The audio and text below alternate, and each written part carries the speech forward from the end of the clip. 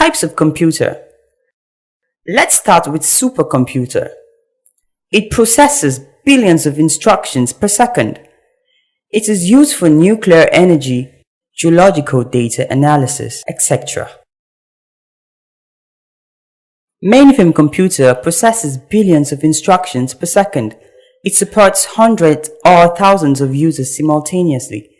It is often used in airline, railway, banking, etc. Minicomputer is lower than mainframe in terms of speed, storage capacity, price, and other features. It supports about 200 users simultaneously. Microcomputer. This class of computer includes laptops, desktop, handheld computer, PDA, etc. and it is the scope of this tutorial. Definition of computer. In the previous video, we know computer physically, its importance, advantages, and types. In this video, we will define computer and explain how it processes data. Computer is an electronic device that accepts data as an input, processes the data and produces information as an output or saves the information for future use. Explanation of the terms. Data, process, and information that we mentioned in the definition. This is data. Input is any data or instruction that comes into the computer. Data is of different forms. We have data of number such as 1, 2, 4.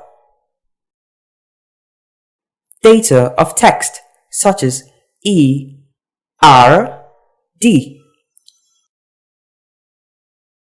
Image data such as picture. Sound data such as music. Others include video data and biometric data. Note, the instructions such as click, enter, plus, times are input, but not data. Simply, data is a raw fact or unit component of an information. Explanation of process. Process is ability to change the data into required form by the computer. For example, our data E, R, D will change to red, which is meaningful and organized name of color. The processed data, that is our red, is a good example of information. That's why information is defined as organized fact. In summary, let's use blender and its process of blending fruits to juice as a real example to understand computer and its term clearly.